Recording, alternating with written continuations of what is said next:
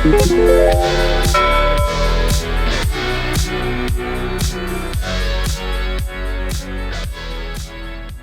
welcome back to RADBMX Builds, and on this episode I'm going to show you my top 5 RADBMX build bikes for 2025. It's only the summer, I know, or fall. It's getting there. We're on the cusp of both. So I hope you enjoy this video. This has been my top 5 leading up to now of the BMX builds that I've done this year. Okay, welcome back to RADBMX Builds, and this is the top 5, starting with my GT Pro World Tour. That's right, this custom build was made by Craig Turner, and he did the frame and forks. I went ahead and acquired all the parts, pieces, powder coated it white, and decaled it, and put this bike together. Starting with a mallet stem, I wanted to stay true to about an 85 World Tour that I've seen Eddie Fiola have, and I even found the right seat. I used Flite pads, like I said, the mallet stem, a Tongi headset, old school brakes, GT seat post clamp, power disc, and chain ring. And then I even used the graphite pedals because I think they go well with the wheels. Check that out, the RADBMX stamp on the dropout. A collaboration between Craig and I. One awesome looking freestyle bike that's new that looks old. That's one sick bike. Okay, I hope you like that one. There are many more to come. And up next, check this out. My custom PK Ripper build. My Perry Kramer Signature 2019. I didn't keep this stock for long. We went ahead and put gold front brakes, gold SE wheels, and Comp 3 tires. Gold washers for an accent. It looks so much better than the mags that were tough wheels that were on that bike. I went ahead and I left the color and the decals alone because, man, they look great. I wouldn't have changed that. Black is a hard color to do on a build. I swapped out the headset with a gold one. It's already got the gold stem. It's got the big bars, and I put some ODI mushroom grips on there. But check out these pads. They look familiar to you? Right out of the 80s. You can still get these pads at Flite. I thought the Trans Am Bandit look would be pretty good on this bike with the black and gold. We swapped out the whole drivetrain, power disc, chain ring, chain. We used the V-Ridge SE cranks, and then we used Welgo pedals. The SE pedals got a big reflector plate on them that's silver, and I don't like them very much. Some gold dropout savers from Pork Chop were a nice touch, with some Dicomp MX2 V brakes, which looked a lot better than the brakes that were on it. Then I found a gold SE seat post clamp and a fluted seat post, which just looks more old school, and I liked it a lot.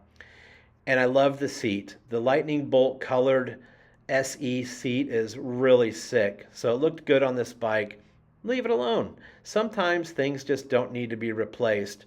So I found this seat. It is from an SE bike. It came off the 2011 PK Ripper, but I think it looks better on the 2019. So there it is, my PK Ripper build. It came out so good. Really proud of it. Yeah, I sold it. I mean, that's what I got to do sometimes, but it was pretty sick. But it's not my only PK. I've got many more. Speaking of many more, check out the next one. This Mike Buff build is absolutely insane. It started off as a frame and fork set, but I ended up getting the bars, and then I ended up changing the entire bike. That's right, old school, tough guy tan PK Ripper. I used some brown accents. I re-decaled it with the brown and baby blue, the brown pads, and then I used black as many places as I could. Chain ring, V-Ridge cranks, pedals. These are SE pedals, the polymer. We did some Skyway Tough 2 wheels on it, black and nickel chain. Okay, as we move up top, you can see that I have a seat post clamp in black and a fluted black seat post. And then I used a Velo seat that already has a lightning bolt on it, but I had to paint that lightning bolt Tough Guy tan. And the bike came out great. I didn't want any chrome anywhere on it. So everything's Tough Guy tan and black with just a couple little blue accents. So threw some decals on the bars. And then you'll see there's a clear number plate on here, but I changed that out later, and you'll see that toward the end here.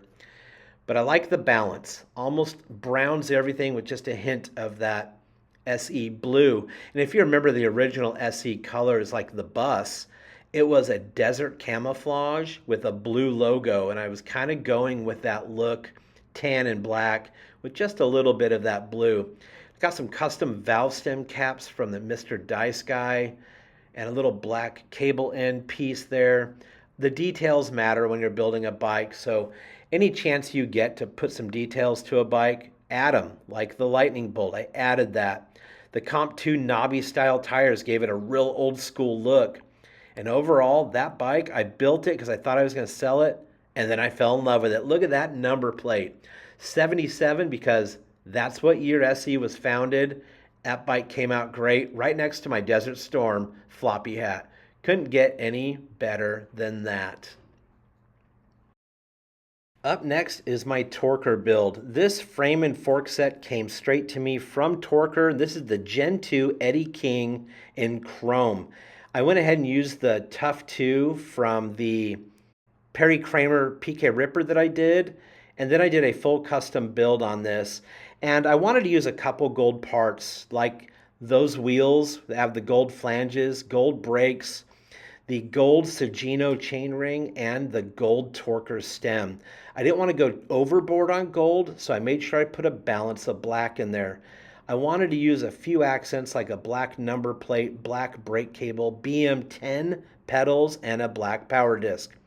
Redline Flite cranks are on this bike with a black and nickel chain, a black Cashamax seat, and black Comp 3 tires.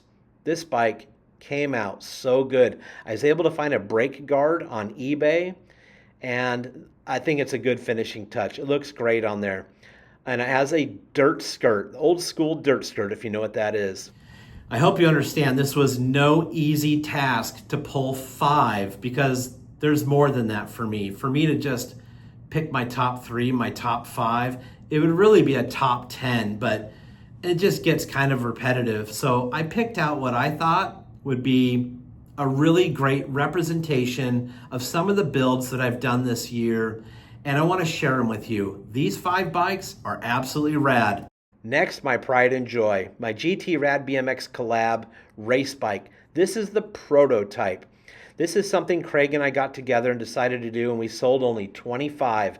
It was a very small run. This is the prototype.